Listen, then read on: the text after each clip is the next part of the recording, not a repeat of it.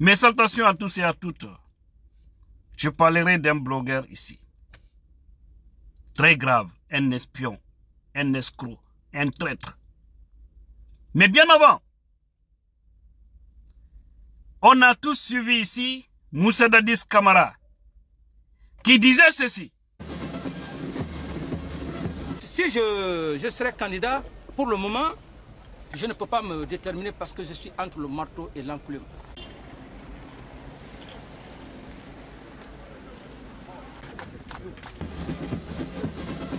Très bien, vous l'avez suivi. Que je suis entre le marteau et l'enclume.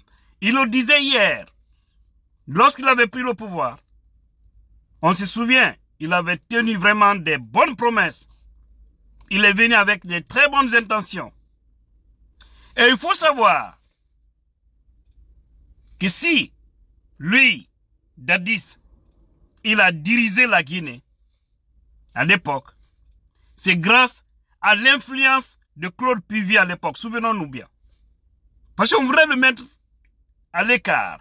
Ils avaient dit que non, tout Kromo Teman Sayata, c'est-à-dire que quelqu'un de la brousse ne peut pas diriger la Guinée. On se souvient, hein? Parce que le pouvoir allait tourner entre Sékouba Konaté et comment on appelle ça, le doyen là, Toto Camara. Mais Claude et son groupe, vous savez bien, il était très influent. À l'époque, il a dit niet, c'est Dadis qui va prendre. Ils ont dit à Dadis de prendre. Parce qu'à l'époque, personne ne l'osait. C'est comme ça qu'ils sont allés. Maintenant, au-delà, il y a eu des trahisons, il y a eu des manipulations. Ils sont rentrés dans ses oreilles. Il avait promis, tous les Guinéens étaient avec Dadis. C'est un peu à l'image de lui, et Mamadi Doumbouya. Pourquoi je le dis? Vous allez comprendre. S'il nous a dit qu'il était entre le marteau et l'enclume, c'est parce que, d'un côté, il a promis du bien. Il a dit qu'il est venu pour faire la transition et quitter. De l'autre côté, il y avait des opportunistes, des lasses, qui étaient là, hein, qui l'ont poussé, qui l'ont dit il faut rester, les gens t'aiment, tu es aimé par-ci, par-là. On se souvient. À un moment donné, lui, Sékouba Konaté l'avait dit quand il est allé à l'intérieur, il est revenu dire à Dadis que vraiment les Guinéens t'aiment. Partout où nous partons, les gens ne font que parler de toi, ils t'aiment, on pense que tu peux être une très bonne personne pour la Guinée. C'est comme ça, ils ont trompé le monsieur. Parce que Dadis avait dit, je vais organiser des élections libres et transparentes pour donner le pouvoir à celui qui va le mériter. Mais connaissant une élection libre et transparente, la personne que ce petit groupe voulait, qu'il dirige la Guinée, n'allait pas gagner dans les urnes. Alors, il fallait taper Dadis pour l'écarter. D'abord, la première mission, c'était de l'opposer d'abord aux Guinéens. Parce qu'il était beaucoup aimé.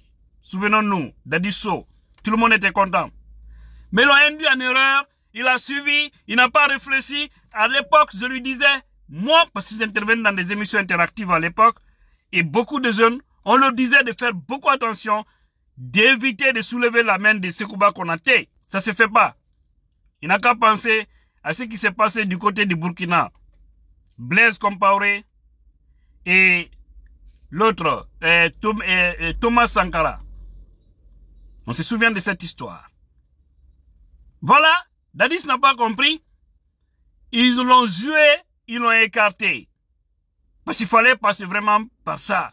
Ils l'ont mis dans le dilemme. Est-ce que je dois me présenter? Est-ce que je ne dois pas? Vous vous souvenez, là où il a dit, c'est le marteau et l'enclume, ou dire que si je veux, je me présente. Si je ne veux pas, je laisse. Je ne suis pas né avec la tenue. C'est là où j'ai compris que les choses n'allaient pas. Et aujourd'hui, lui, il est entre quatre murs. Il est emprisonné. Et tous ceux qui l'ont poussé, d'autres sont avec Mamadi Doumbouya aujourd'hui.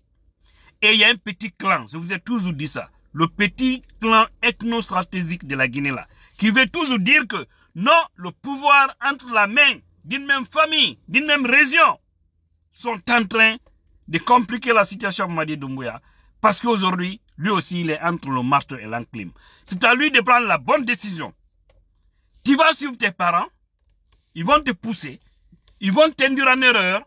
Demain, lorsque tu seras arrêté, lorsque tu seras emprisonné, tu ne verras personne auprès de toi.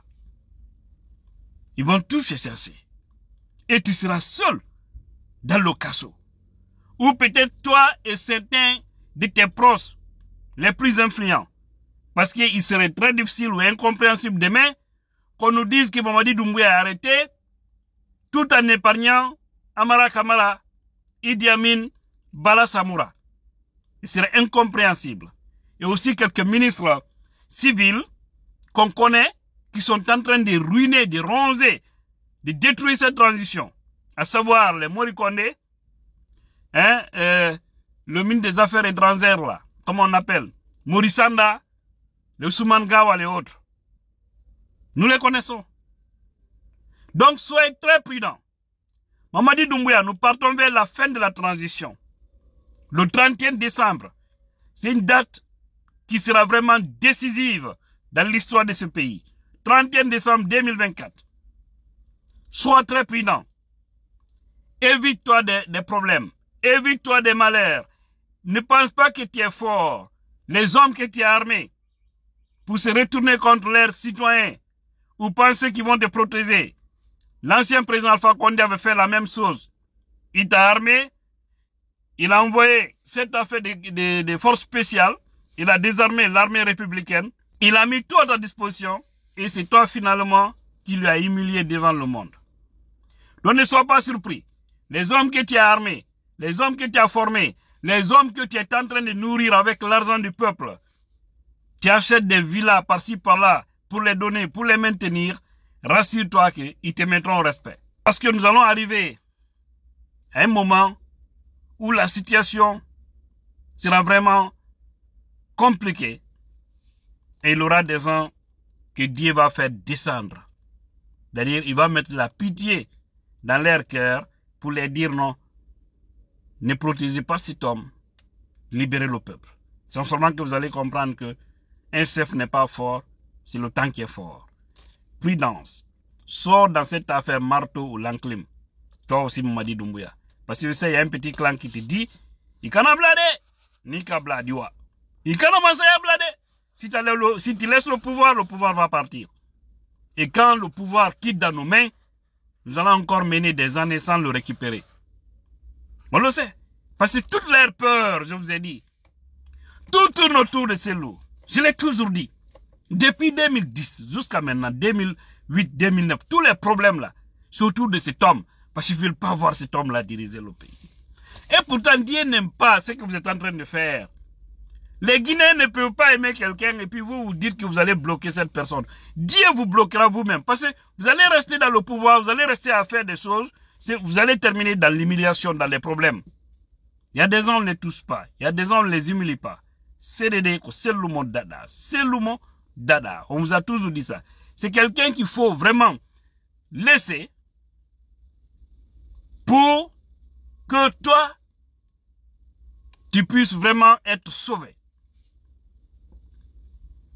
Donc, c'est ça. Et j'espère que le message est compris. N'est-ce pas? Ok. Revenons maintenant, je vous ai parlé. Il y a un blogueur.